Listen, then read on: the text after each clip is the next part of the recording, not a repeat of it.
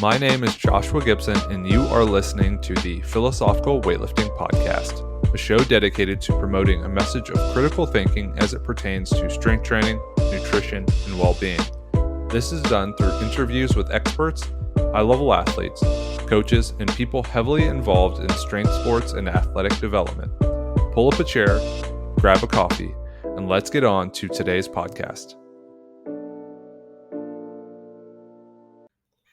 Hello and welcome to this week's very special episode of the Weightlifting House.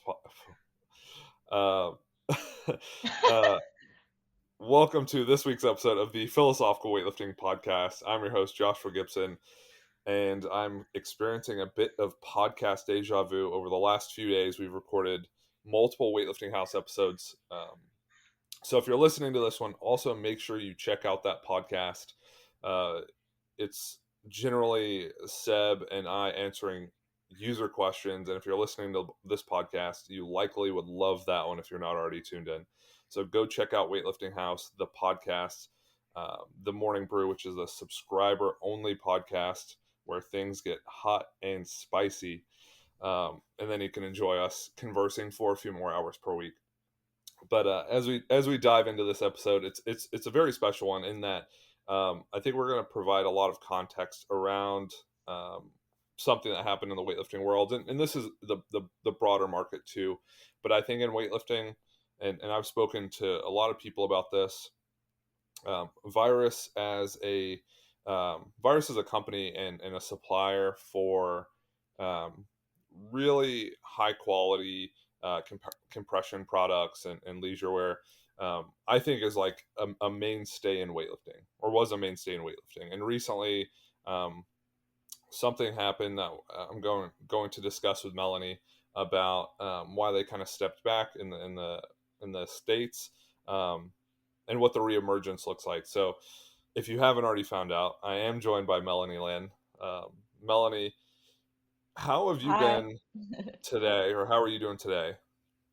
I'm doing really well, and thank you again so much for giving me space to really provide this context to everyone, and just for me to finally be here to give as much context as I can to just explain what happened, what I personally have been working on. If you haven't remembered from me from the last podcast, or for those who haven't heard me before, I sat as the interim CEO, and I sat also just with my father, the original founder and creator of this business, to work with him through literally everything that happened. And now it's going to be a big pivotal role for me in the reemergence. So thanks for having me. I've been really busy, so I'm really excited to kind of share what I can. That's an understatement, busy. The mission of Weightlifting House is to bring the sport of weightlifting closer to the coaches, fans, and athletes. They're able to do this by supporting the Philosophical Weightlifting Podcast. You can use the code PHILWL, that's PHILWL, at the USA Weightlifting House store. That will save you 10% off all products, including bars, straps, wraps, singlets, and anything else you could imagine. That is PHILWL, PHILWL, to save 10% off everything at the Weightlifting House store. And by supporting the podcast, you support Weightlifting House. And that's, I guess that's something that's useful to dig into as well. And I think that's because, as I kind of mentioned, as I was kind of introing exactly what we were going to talk about, I think Virus is seen as this really, really massive, I would say like enterprise, but like really big business that really supports and supplies the weightlifting market with that gear, with compression gear and leisure wear, and um, kind of innovative clothing Hmm. and products from that standpoint. Yes. But I think sometimes, I think it's apt to mention Weightlifting House at the start of this podcast, because I think with Weightlifting House, the way it was developed and created, Seb started a company, and he was the face of it really from start until present, and he's only kind of grown as his um, grown and solidified his place as the person kind of like running Weightlifting House, but directing it, creating content, choosing helping decide exactly what happens. And Hmm. he has a business partner, Dan, who really helps with that as well. But I think people really understand who Seb is and what he does, what the mission statement is. With Virus, I feel like it's a big business, and I don't understand scale, so maybe you can help clarify. Hmm. But it's a big business, and there wasn't a lot of sense of, you know, what's the origin story, and I think we were able to provide that on the previous episode. Yes. And I think having you on now, we can even provide more context about everything that's kind of going on, what did Hmm. happen, what's going to happen. We can put a voice to that, which is your Absolutely. voice, and then we can create again more context so people have an understanding of, okay, so this the situation happens where there was a step back, and then there are going to be steps forward. What does that look like? So you discussed on the previous podcast your role then. How Hmm. has that changed, and what does that feel like and look like for you? I'm assuming doing a lot of stuff you're probably, I don't want to say unfamiliar with, but it's Hmm. relatively uncharted territory. Yes, yes. And, and this will start kind of layering the story of exactly, what went down and what my specific role is in the sense of before I kind of just oversaw just general operations, as interim CEO, but I have said on the past podcast and for people who know Virus more intimately, we have always been a small to medium sized business. Mm, We're also Asian American owned. My father was an immigrant from Taiwan. And Taiwan, if for those that don't know, is responsible for probably one of the best hubs for advance in fabric technology in the whole entire world. So it's a lot of brands like Lululemon, Under Armour, Nike. They actually source a lot of their production, design, and manufacturing out of Taiwan. They've just moved to other countries purely because of cost and scale. So, with Virus, it was always something so intimate for me and personal. It wasn't just a brand, it wasn't just a business that my father started. Like for me, since the beginning, since I joined the team officially back in 2020, right after I finished business school and decided to come and help my father with Virus, it was something that was so close and near and dear to me that I wanted to just help out wherever I could. So essentially, I joke and I tell people like my role at Virus back then and even now is like firefighter. I'm literally putting out fires. I can basically adapt into anything you need me to, supply chain operations, strategy, marketing, like whatever you need. Like I can provide support so long as you give me some structure and some instructions, But I would say right now, in what has happened in the last few months, as everyone has seen that we had paused and shut down operations end of August. So since then, to the outside, everything had been paused. But on the back end, there has just been so much going on still for me and my father to deal with. And we essentially, what we had said to everybody was we needed to stop, to do a relaunch, to pause, be able to provide a good experience to our customers, as everybody who is a fan of Virus knows that we do that. But it came to a point where we were battling a lot of our internal struggles. And as a small to medium sized business, sure, we're in many countries, but the United States was our HQ. And there were big fires happening at HQ that were spreading faster than I could put out, spreading faster than my father could put out. And so we thought as a result, the best way for us to protect ourselves, regroup, like my father was a military general and he kept using war analogies the whole time. It's like we need to retreat to protect the troops that we have left, to protect the assets that we have left and the strength and energy we have left so that we can come back again to fight another day and just live another day. And in essence, that is what happened. So my role has been pretty, I would say, inclusive of general bit, like basically the reforming and the reshaping of a business. So for me right now, it's things like rebuilding a new website for you all, taking feedback that was said to us, all this time, even before this shutdown, to really think about, okay, now that we have paused and we had space to work, to think, and to change and be different than what we did before, what are some key things that we can do as initiatives to change the way that we present ourselves, right? The biggest feedback you just said right now, Josh, too, a lot of people still don't know the origin of Virus. And for me to have even explained that the last podcast, I had so many people reach out to me, just telling me, wow, it's so cool that I didn't know that about you. And it makes me feel more connected to the brand because I know. And so things like that, it's really helpful for me to hear. And all this feedback I'm trying to incorporate in the reemergence. But I would still say my role is going to be main like chief of executive operations slash also interim CEO, still presiding in the United States when we are back, and we are almost there. But it's been it's been craziness, as you probably can imagine. So Yeah. And of course, it feels like, again, I think we have two perspectives, and it's really helpful for the podcast because you get my perspective, which is kind of what everyone else's would be. Is you see, you know, you're kind of just like, oh, you know, I'm gonna pick up some virus tights or a singlet or compression shorts or whatever it is, and then suddenly something happens to where you see that they're gonna be taking a break with the operations in the U.S. And then you're kind of just like wondering, like, oh, you know, when's the relaunch, if there is one, hmm what's happening. You're trying to figure everything out, and you're trying to understand, like, you know, you're trying to, like someone like me, I'm curious, you're trying to figure out the yeah, details. It's like, oh, I wonder what the timeline is, what yeah, exactly happened. So I think if we take another step back and think about before this happened, what was kind of eventually, I don't want to say leading to this, but sure. has this been something that you guys were trying to manage for a little bit before it was like, okay, this is the time to retreat, this is time to step back, um, decide what we want to do and how we want to create a sort of plan of attack to reemerge better and provide, you know, provide more hmm to the customers, or what we think the customers want and should get. Um, Yep. what's the scale or timeline of this? What does that look like? Hey, what's up, weightlifters? Danny here, founder of Onyx Weightlifting Co., a leather accessories company specializing in weightlifting gear.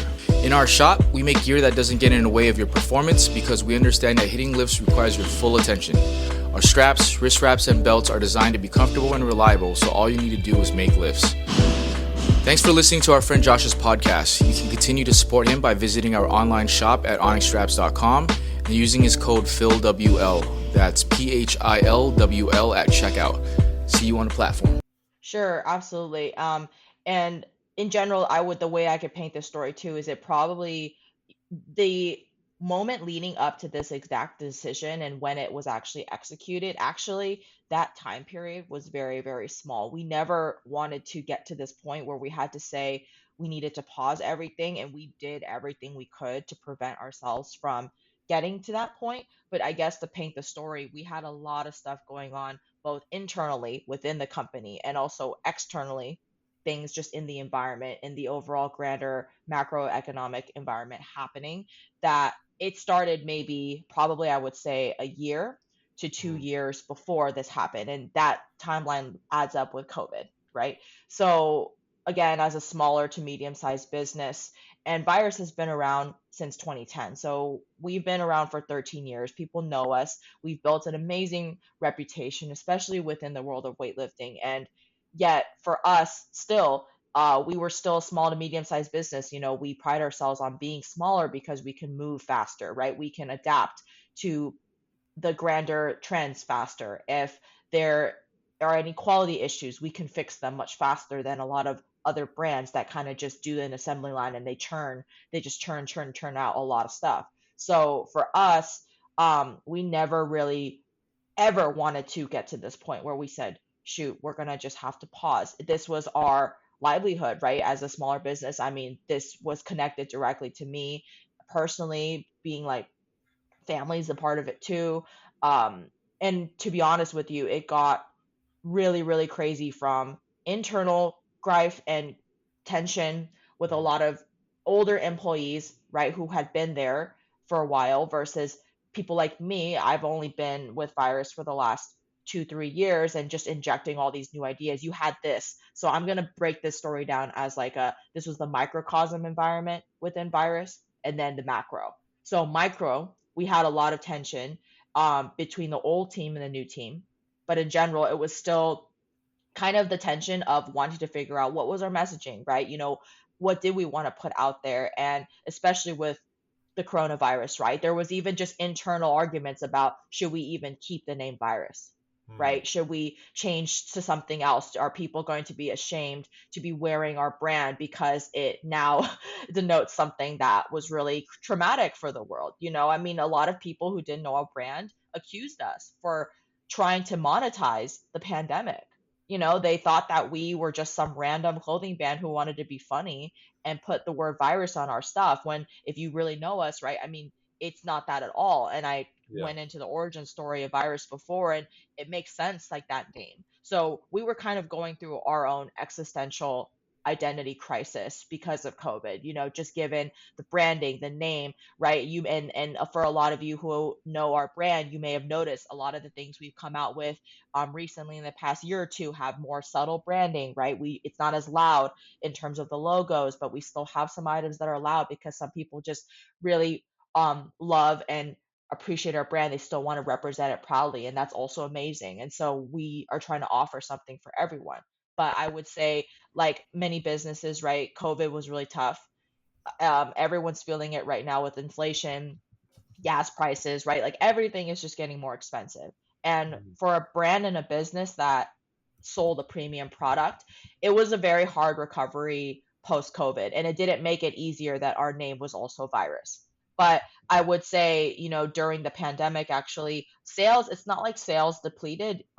We actually had a good amount of sales. If anything, we got free SEO, when people were typing in virus, and then Right. the random clothing brand would come up, be like, oh, hey, what's this? So we actually had fairly good traffic to the site. And, I truly believe that there's no such thing as bad PR. The fact that Mm. people were still talking about us even more just because of our name, I mean, that was still a good win for us. But there was still a lot happening at that time, even after COVID started dying down a little bit, where now we weren't just facing external issues with people not wanting to spend as much, or just in general the economy going down, and really it was just tough for all small businesses. I mean, I know so many personally, so many people who went out of business, or even people within the clothing industry having to shut down just because it was too difficult. But I would say, once those issues, they'd always been there once COVID started. What started happening a year before this pause was then internal issues with shareholders, employees. And again, it was just a matter of just general business operations. Like, we were spending still too much on keeping our doors open and not making enough to sustain that Mm. pre-COVID levels of income that we just needed. And yes, it's true. Virus is a really big brand. We're a multinational worldwide brand, and it took us 13 years, right, to build a reputation that we have built. And it's amazing that people see us as this massive company, and we are, in the sense of our footprint is massive. But the key thing to really remember here is, at our largest, at our zenith, I would say our team was no more than 25 people. Mm. Um, and it's really just, people think, oh, we probably employ, hundreds of people. And it wasn't that at all. We really tried our best to keep everything small because, again, it's the best way to adapt to problems. It's the best way to respond to customer feedback. I myself, it's funny, when I introduced myself as interim CEO, but I would still be showing up at the Arnold or at other events just with the virus booth, and people would be like, "What are you doing here? Aren't you the CEO?" It's like, that's exactly why I'm here. I need to be Right. here, right? To be on the ground, to meet the lifters myself. Like, I just started weightlifting myself this year, and it's given me so much perspective on how I can better show up for my community, and how I can better the brand in general. And so now, a year before, the business grander economic environment was still crazy. People weren't really concerned about the name anymore. Like, that was just a big hurdle in the beginning when COVID was still really fresh. But it was just, in general, people still weren't willing to spend money, and we weren't trying to get people to spend money, but it was just tough. Virus isn't the cheapest brand out there, but we're also not the most expensive. Like, I truly believe that we charge our pricing based off of exactly what it costs us to make. And our stuff is high quality. It takes more manual labor. We have ethical labor practices in our factories. So, we don't cut costs just to cut costs. Therefore, our products reflect, right? It reflects that in the quality and in the pricing. So it was really hard for us to internally to justify, how can we severely bring in sales without just discounting our product like heck and painting the picture that, oh, you can get Virus for really cheap now just because like they're just trying to move product. Like we didn't want that messaging to be something that was in the market at all. But then you started seeing Gymshark, you started seeing all these other brands. We made too much, right? Like so we're offering up to 50, 60, 70% off, like crazy discounts that you would never see other brands Mhm. do. And we thought, you know what? If other brands are doing this, and um, if for those who do know and are in the industry, right? Like a lot of us struggled with just getting our stuff in during COVID, and that caused a supply buildup, and therefore everybody just had too much stuff. So it costs overhead, right, to hold on to those goods. So at an external level still, right, in addition to having to deal with internal issues with fellow employees and key stakeholders of the business, it was like we were still facing a massive problem. We have way too much inventory and now we are sitting on it essentially and it's not moving fast enough, and the rent, the storage, the management fees to basically keep all of this stuff that came into, LA port too late. It's like that cost was really, really hurting us. And people didn't realize it. And then a lot of people were getting irritated that we weren't offering even better deals, right? Because everybody was struggling financially. So all of this, I kind of mentioned a lot of factors, but it's true. Like we didn't really see the shutdown initially as something that was necessary, but with all of these factors and over time it kept building and building. Even a year out, we were like, okay, how can we prevent this, or how can we see what other people are doing and try to maybe recuperate ourselves and build our reserve up again in terms of cash to be able to keep investing to bring you guys new product, right? Focus on the core things that we're good at, right? Which is how can we continue innovating in technology, in our clothing. I don't tell people we're a clothing brand for on purpose. We're a technology brand first and foremost. We really try to innovate as we release new things so people can tell us, okay, this is how maybe this pair of compression pants or this item could be better for weightlifting, or can this be better for endurance athletes, as an example. So all of that leading up to here's the key part of 2023, in that we were supposed to have this the biggest success in coming back to the market in 2023. We had projected that okay, COVID is pretty much through, we've made it, and we have product. It's not like other companies who have had to shut down because they just couldn't get their product and they had nothing to sell. But we had the opposite problem. We still had a lot of stuff on hand, but still the struggle of now where we were seeing still the economic effects of everything from the pandemic. And then internally, a lot of this is confidential, but what I can say was, again, shareholders started to ask questions, and being a very small company, right? Our shareholders, some of them had been some of our day one employees. I would even, yeah, say day zero. And they all knew intimately what the company had gone through, but they were also like, well, the pandemic's over. We have stock, we have inventory. So where's the money? And why isn't the money coming in? And also it was just random tension here and there between that situation with the shareholders, but also random litigation. Like if you're in business, like especially in the United States, anybody can sue anybody for anything. And Virus was not an exception of that, right? Like people tried to come after us for stuff all the time. And especially since we own trademarks, right? And we have patents for our technology, a lot of that gets brought to attention, right? IP, intellectual property protection, is everything. So we got involved in random bits of litigation here and there that it wasn't our fault. It was just kind of other parties actually, whether they were dragging our name down or they referenced us or somebody just wanted to try to come and get something from us. We had a few cases actually occur during this pivotal time when we were also trying to deal with internal struggles, right? And also deal with the macroeconomic struggles. So all of this just created the perfect formula for basically making it feel like Virus was just going through an onslaught. It was literally going through, every worst thing that a business could go through in a time where this stuff just couldn't happen.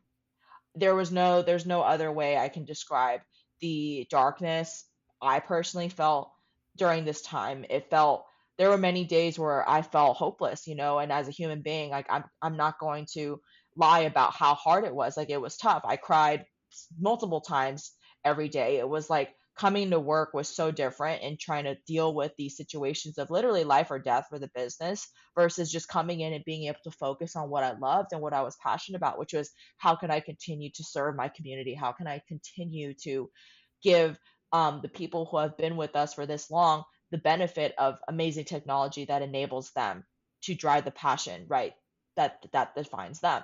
And that lesson and our slogan and the roots of this company, right? Like expressing the passion that defines us through our technology. I mean, it was even hard for me as one of the core team members of Virus to feel that in the darkest period because all we were doing was just trying to essentially keep the fires from burning again. It was very difficult, and it didn't. It basically we paused end of August, right? So it wasn't until maybe I would say 2 or 3 months before August of this year that the idea of a shutdown even came about. And it was presented to us by our lawyers, by other people in the business world that we knew that recommended that, you know what, you are basically being kind of torn apart from the inside and the outside. And the worst part of it is you have an amazing product, an amazing fan base that it would just be really, really tough to see any type of shutdown. But ultimately, it was the best thing that could happen for us. Um, we decided that, you know what, rather than bleeding ourselves out, basically, to come back to a war analogy, rather than bleeding ourselves out on the field, we needed to retreat, patch up our wounds, start over, and reevaluate everything, right? Think about, okay, how did we find ourselves here? What changes in the business operations and strategies do we need to take to prevent ourselves from ever getting here? And how are we going to come back? And those were the questions that did actually bring us hope in the sense of finding a new, essentially, Virus 2.0, which is now where we're at. The last few months since the shutdown, I haven't stopped working. Myself and my father, we've been doing everything we can to basically reinvent the way that Virus can operate, not just in the United States, but globally. And as those of you know, if have seen probably if you try to find Virus products, everything was still open in Europe and in New Zealand and Australia. So those businesses weren't affected because they're completely different business entities in those parts of the world. This issue of pausing was purely for us here in the United States, but because this is HQ, it really felt like Virus was closing everywhere when that is not true. I have I have had so many ups and downs in this journey emotionally, but also just investing in this company. And it's more than a job to me, as I mentioned before. Like this is my life in the sense of I don't want to make work my life, but I love what I do purely because I've seen what it does for people. I've seen the impact that it has, and I see an opportunity to continue to do that. So here we are now, a few months after the pause, and even though again the actual very specific details of the pause and the shutdown are very confidential, again what I can say is this was the most necessary thing we needed to do, is to um, give ourselves space to breathe a little bit and take into account all the feedback that we have heard in general as a brand, right? But also to give ourselves and look at ourselves and check ourselves and say, look, for the people who still want to be here to help bring Virus forward, what can we do differently now? And how can we take what's happened as the biggest lesson, but also a valuable piece of experience to move forward? And even after all this, I will not say that I regret going through it. If anything, these last few months, while they have been the hardest in my professional life that I've ever had to go through, the lessons that I have learned, the experience that I've been able to get has made me such a better person for operating in business and in life and in general, just figuring out, okay, how can we just be better. And so I don't see this as a bad experience at all, even though it cost a lot for us. It was worth it. And to be able to have the opportunity to sit here and tell you, Josh, and tell everybody who's listening that we can come back and actually come back stronger, I see it as a privilege. It's an absolute privilege and it's an honor because we could have really just said we're done and all of us could have walked away. But now we've been presented this opportunity where we had to work harder to bring ourselves back. And now that we're almost back, it's this is exactly I keep getting the feeling, whether it's from the universe or God or whoever or whatever you believe in. I truly believe that this was my purpose and now this is literally my time and we're being called to come back and do this the right way. So that is essentially the timeline and what happened. And now it's just focusing on, okay, coming back and what does that look like? And it's, yeah, I just went on for a lot there, but I'll stop here for 1 second. But that's the general context of what happened leading up to it. And now what I've been doing for the last few months. And I mean, that makes complete sense, right? You're trying to cover a lot of time in enough detail to provide context and to really communicate that to people listening and to give them an understanding of what the company Hmm. went through and what you went through, what exactly they're experiencing, kind of as someone who loves the product and wants to be a part of it. I would wonder, and I think this is really important. It's an important question. And this is because when people were thinking about or trying to figure out what exactly is going on, of course, there's a lot of speculation. Hmm. And I think it's probably important to clarify what did not happen. So I don't know if you like Yes. heard anything or saw anything or read anything, but was there anything that people were saying or talking about that just was not true?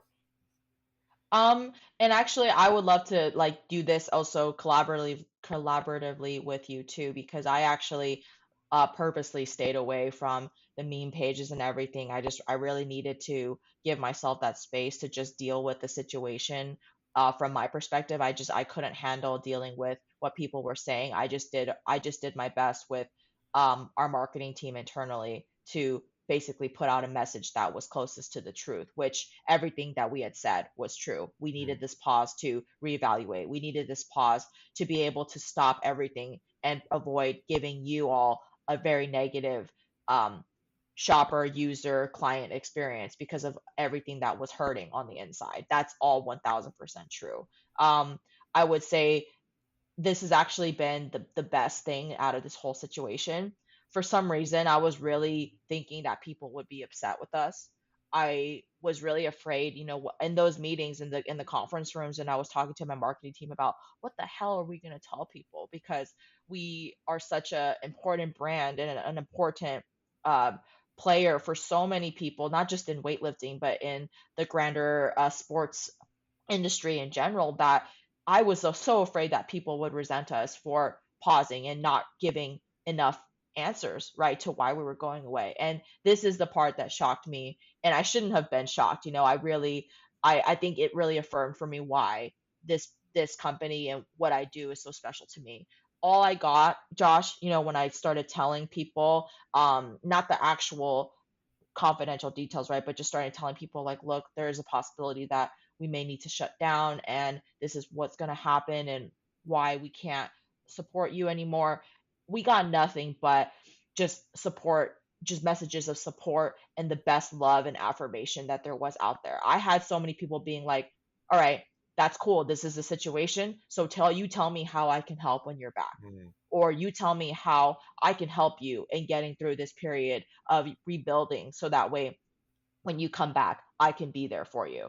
And I got this type of support, not just from gyms. We work with a lot of gyms and teams worldwide and across the United States, but from athletes, right? Or even just other business owners who are like, wow, I mean, it's disappointing to hear, but we're right there with you. Like, we know how hard it is to run a business, especially in this economy and with what's happening in this world. Like, it's tough. And so I got nothing but support. So I actually don't know what speculation or if there were any fun, funny, funky conspiracy theories out there. So I'd love to hear those actually because I don't know. All I know is that I was focused on just making sure that people didn't resent us for not giving enough information of going away. But I was so blown away by the overwhelming amount of love, support, and just general sense of we are here with you, and when you come back, like I will be there with you. I've even had, even in this last few months, like multiple people pass me their resume, and they're like, hey, when Virus comes back, I want to put my name in the ring of how I can join the new wave of this Mm. company to bring to be able to bring it to a better place. I've nearly cried so many happy tears. It's been happy tears now, thank goodness.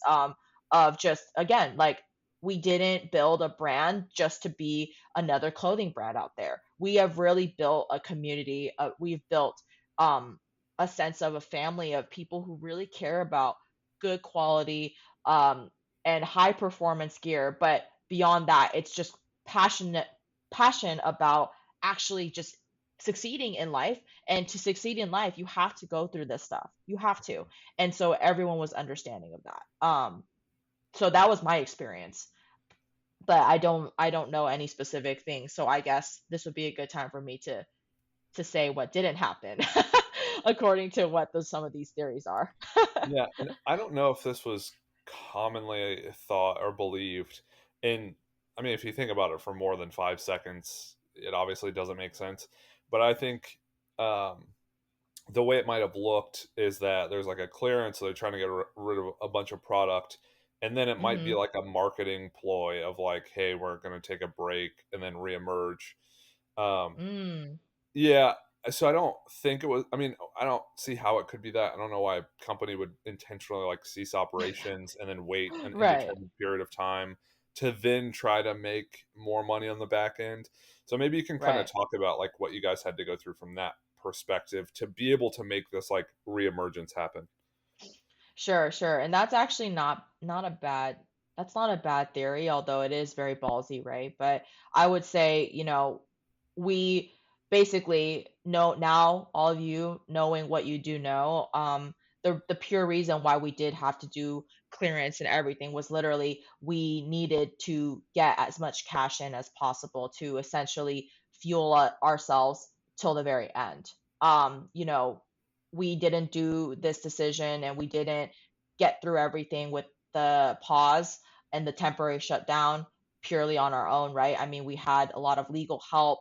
We had to do a lot of restructuring internally and also figure out what assets, right, to um, think about pausing, right? For example, if for those of you who are in California and you know that our headquarters was in Irvine at the lab, we had to shut down the lab and we no longer have that location there. We're not there anymore. So we had to deal with all of this kind of in the last few weeks, even leading up to the official shutdown at the end of August. So for us, the clearance and everything was a way to basically fuel a lot of the expenses that were actually, being built up to even just figure out how to shut down and pause. It was literally not something where we were like, okay, let's try to just make as much cash off of people as possible and then we'll do something nefarious or do something ulterior with the cash. Like, it wasn't like that at all. And that was exactly what we were trying to prevent people from thinking. Like, this was like the message that we had put out is we were trying to be very, very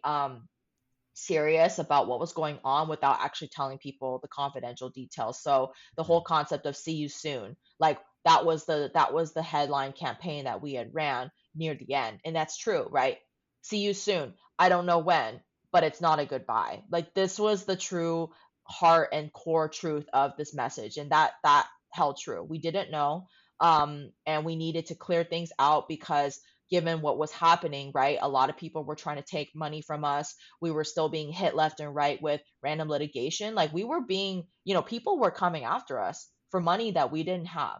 And as somebody who is very close to the business owner of this company, right? But also one of the key executives that knew pretty much everything that was going on, that was the hardest part was, holy shit, I need this money, right, to just try to actually keep our doors open. But the problem is, every penny that we make right now was also being taken to fuel litigation, right, to like defend ourselves or deal with internal employee issues, right, or deal with having to come up with the money of, okay, if we can't, let's say, pay the rent, right, to keep the lab open, what are we going to do? Like, I couldn't even focus on making better marketing and general daily customer experiences because we were dealing with all of these other things. And money was just tough.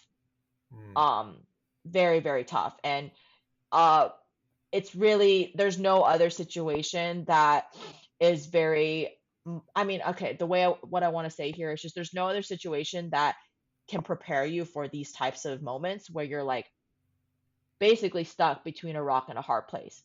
Any choice you make is an opportunity cost, especially in Yeah. these really, really tense times. Every penny you make, every single one, everything that you decide to do matters. You spend your money somewhere else, it's a loss. You take a direct loss in another bucket of the business.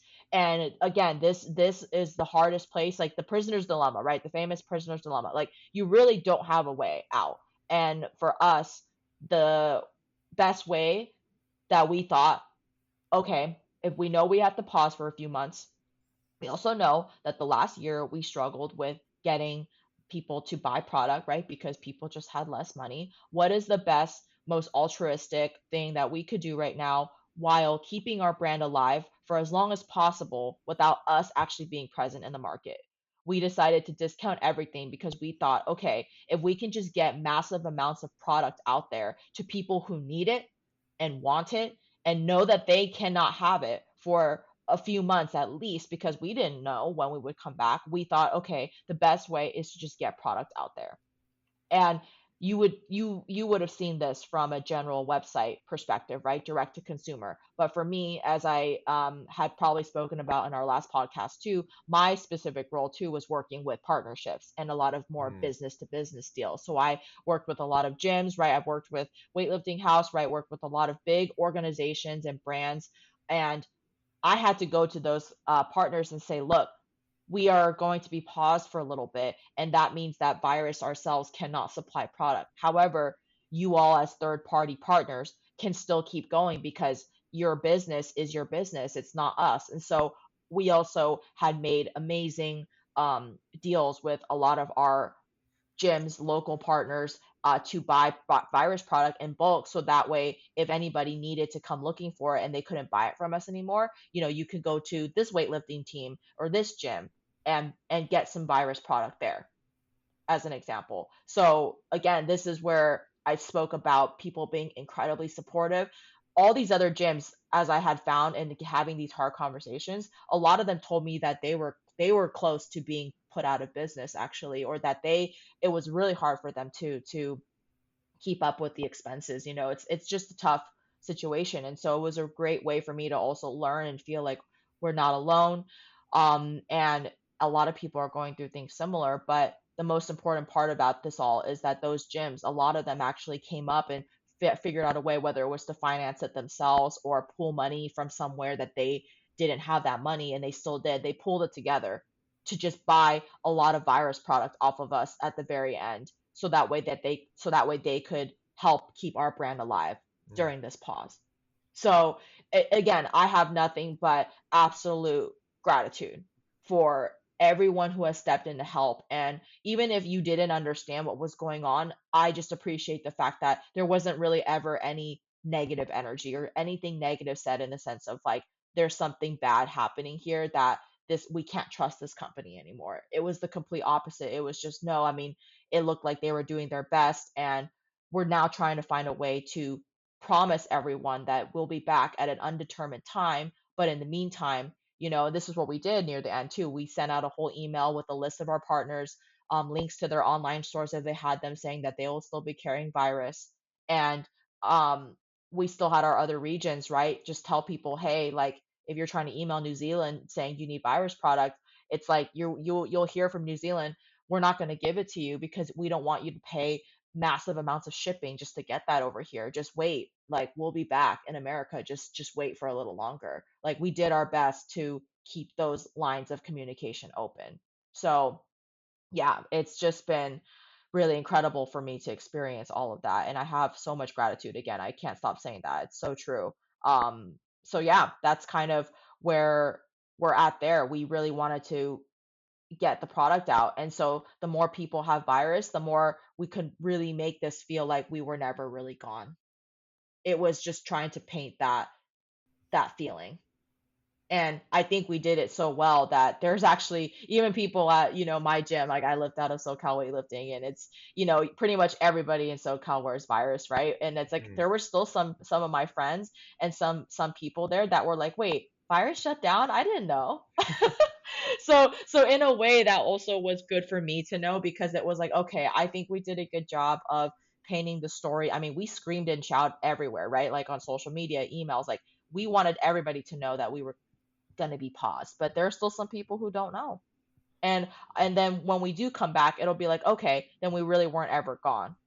So to me, that was the intent that my team wanted to put out there before we knew we couldn't say anything anymore to people when we had paused.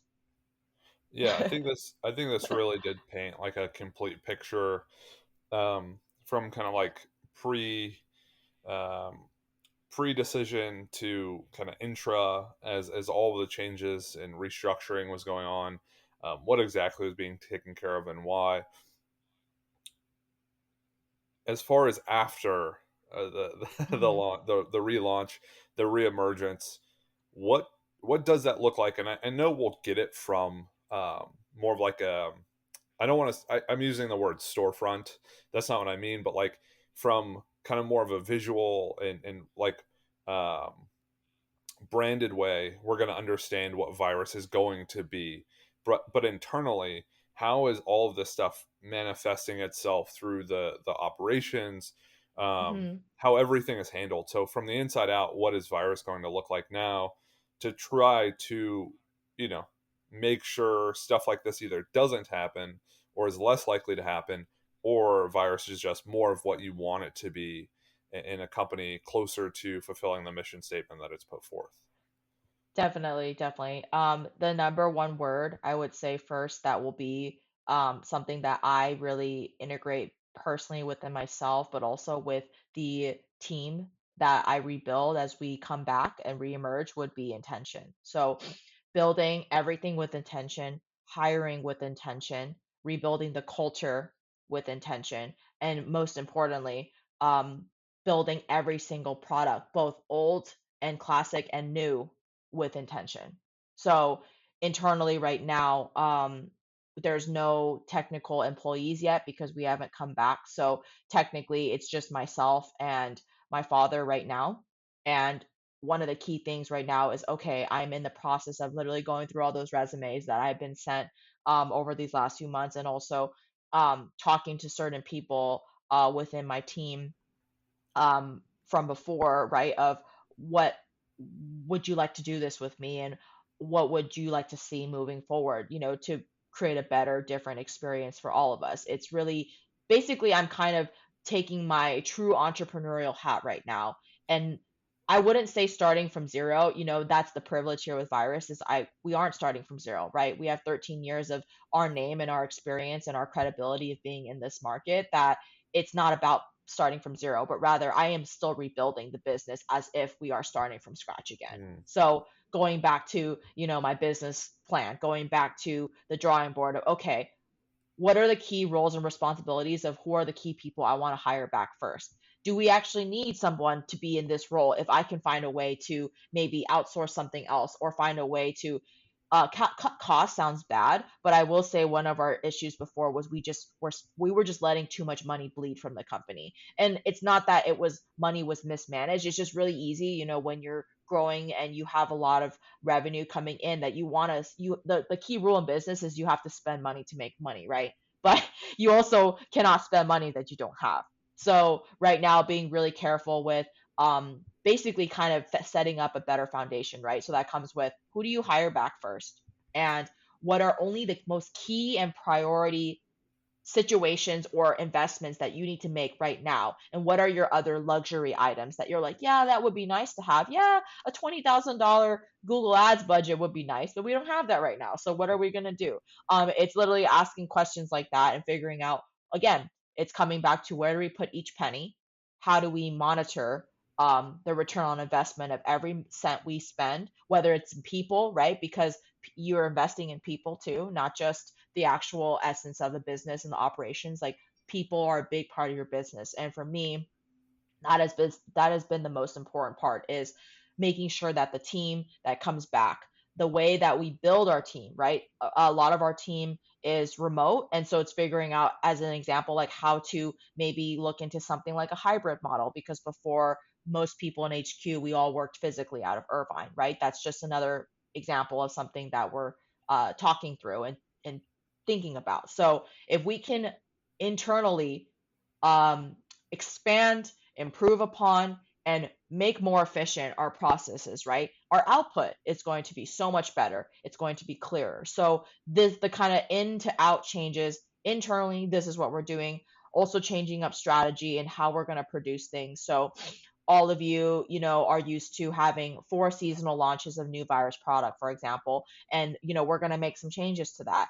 And I won't say that yet to spoil the surprise, but that's just an example of just something that we're playing around with. Is okay, what can we do about product drops and do something more creative than what we've done before, and how can we then basically have an idea of how we want to do that while also adapting to, honestly, like, I'm not jinxing us at all, but what if another something like COVID happens where it does affect supply chain? Okay, what are we going to do? We're not going to be stuck in that situation again where we had ordered a whole bunch of stuff and it was stuck on the boats in Long Beach, port for weeks, right? Like, we don't want to end up in that situation. So what do we need to do to basically account for that? So it's key questions like this where we're like, all right, we have learned so much from the last 2 years. How are we going to change different aspects of our current operations? So from staffing to production to even design, like the way that we design our clothing has always been athlete focused and through feedback, and that'll still stay the same.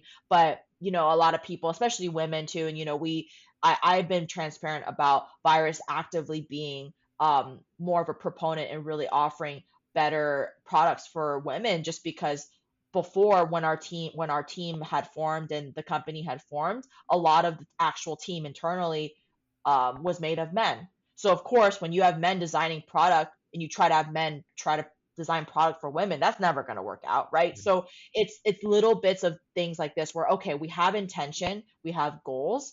Now how am I going to make changes to our structure internally to be able to match up those intentions and execute on them?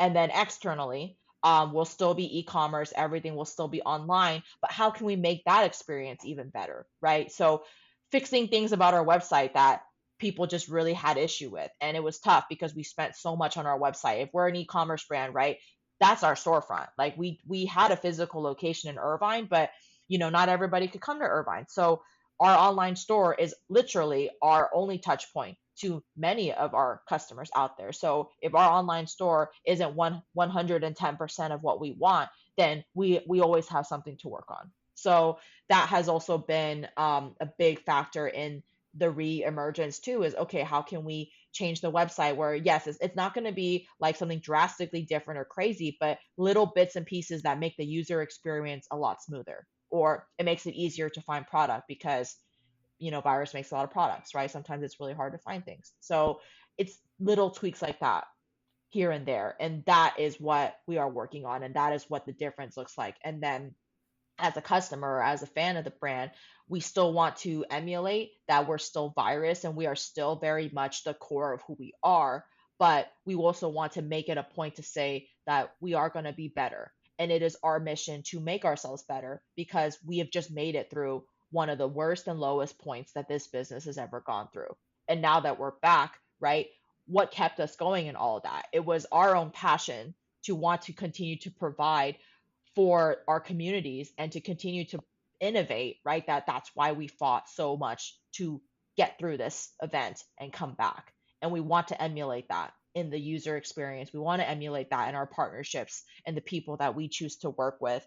And we're very selective with who we work with. Like, I've got a lot of inquiries all the time, of wanting to do collabs and everything. And I do reject a lot of them because I don't believe in the intentions behind some of those people that approach me. It's just really being good and aware about if we don't feel like our values align moving forward. And this is what I did too, even before. Like, if I don't feel like the values align as an individual, as even when we work with athletes, right? Like, I get so many people being like, hitting me or Kesley up, right? Like, are you looking for athletes? But if your intention as a human being, as a business, don't align with what we're trying to do as a brand, then we don't want to work with you, because it's not about money, right? We want to make money to survive, but we're not going to try to compromise our values for the sake of making a quick buck. That'll never be the case. And we're going to be even harder on that now as we come back to even be more selective. The word I keep saying is intention, right? More intentional with how we make business decisions, who we hire, who we work with, because all of that will affect what you all as a customer experience, which is 1000% true. And now that I'm a weightlifter myself and like I'm in it and I've seen more as a weightlifter and like the experience that people have with not just people like Virus, but other brands too. It's like I've seen so much and I'm like, wow, I think I really understand now what we need to do differently. And of course, it's still going to be a process. Like I'm not saying that Virus is going to come back and we're going to be 100% perfect, but I think people will notice that there will be slight changes that'll just make the experience better. And I personally am going to work hard on making sure that every single step we take, we move forward in the right direction. Even if we don't know what the actual situation may look like at the end and what the end product may be, like I know we're going to be on the right path. And I know you and I just like literally just talked about this, but that is exactly what I'm going to do and what this new team and what we're going to do. And we can't support our other regions in Europe and Australia, right? If we ourselves here don't have a better foundation to begin with.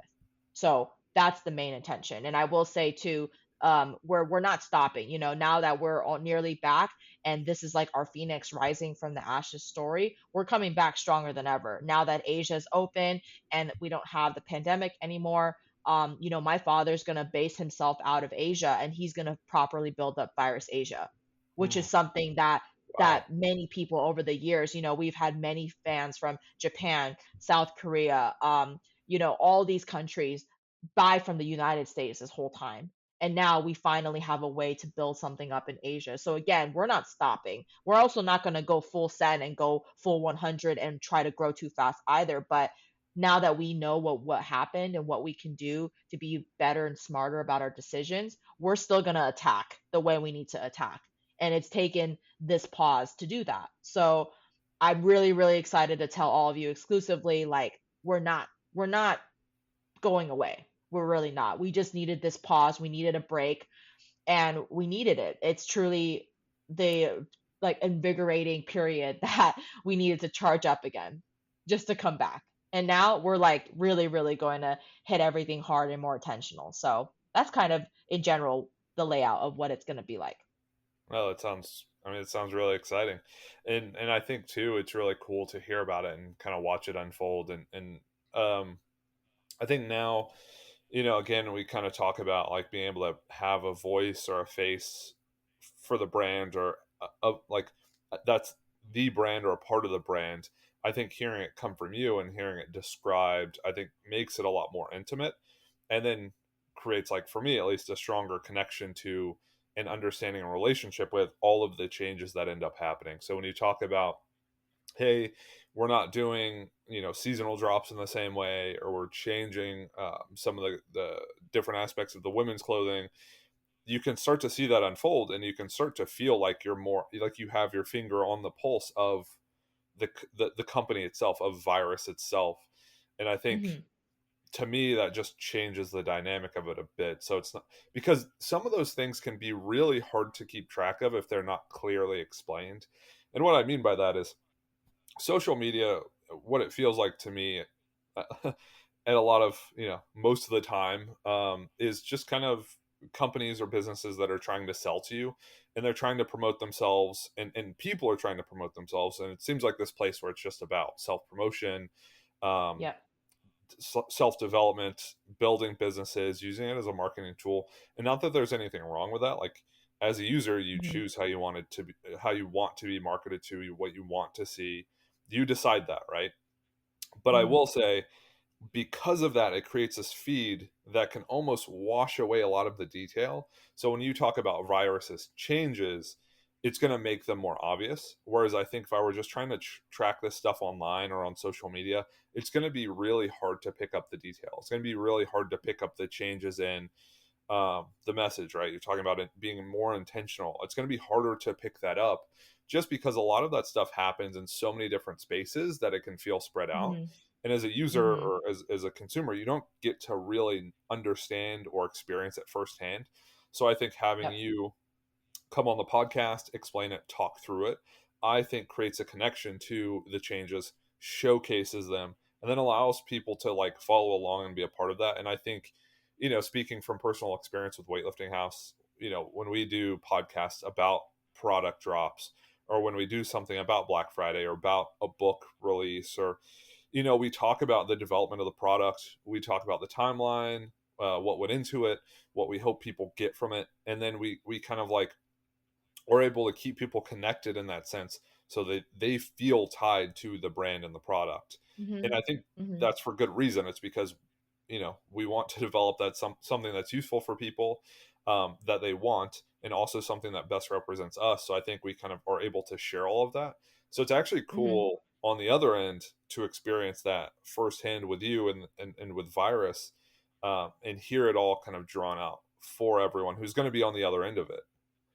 Yes, and you bring up a lot of good points, and I think also I have no problem really addressing a lot of just feedback that I've had myself for the company and what we've done right and what we could have done better. And I think I've always welcomed, especially for anyone that's like met me personally at any of the meets or has just come up to me and has just told me what you've thought. I mean, I appreciate every bit of feedback I can get, and I think part of my own personal feedback that I've addressed, I think before, even on your other podcast that we did, was thinking about, okay, how can we continue to make messaging about certain things about Virus just clearer to people, right? Starting with the basic of where did the name come from, especially now with Corona, right? It's like everybody wants to know why we are named that, right? Right. And I'm sure, I mean, but I don't know. I don't know if I'm sure if like people have went to, Corona, like the beer, and asked them like, why did you name your beer Corona, right? It's like, they obviously were there in market way before the pandemic, and so were we. So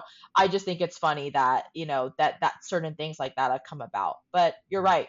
I think it's still going to take time to build everything back up to really let people understand what's different. But at the same time, because we now know what happened, right? And we know what are the certain things we want to work on, okay, we can attack that better. Like, again, making more intentional content pieces, working with certain people and partners to help us get the messaging out there, or only aligning ourselves right with people who have the same values as us. And those things all adding up in different platforms will come together to create a much stronger message. And I think before we were involved in all those platforms and all those different channels, as you said, but also we struggled with certain messaging and certain ways of putting our stuff out there that, yes, it made it more convoluted at times, right? And it wasn't clear. So I have no problem addressing that, right? And as an executive of this company, it's what I need to keep making ourselves better.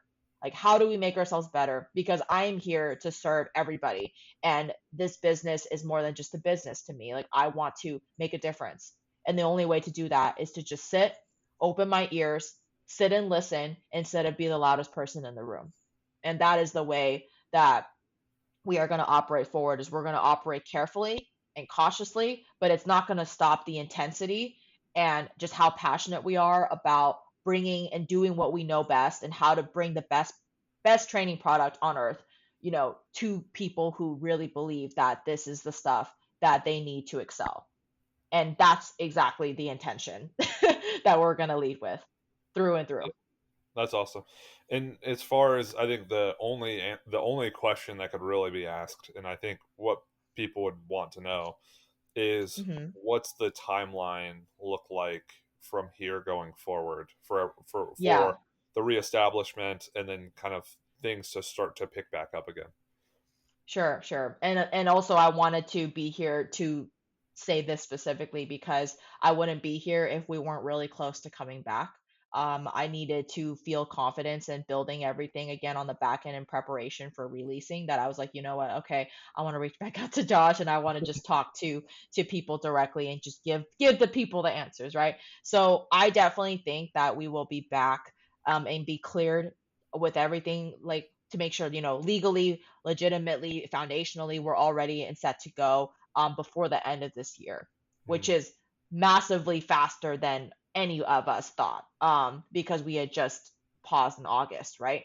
So we actually thought we were going to be able to open up in time for Black Friday, just because in general the Black Friday and Cyber Monday and just November and December are really big months for Virus, just as a company, but also in general, many clothing companies make the most of their revenue, in these months.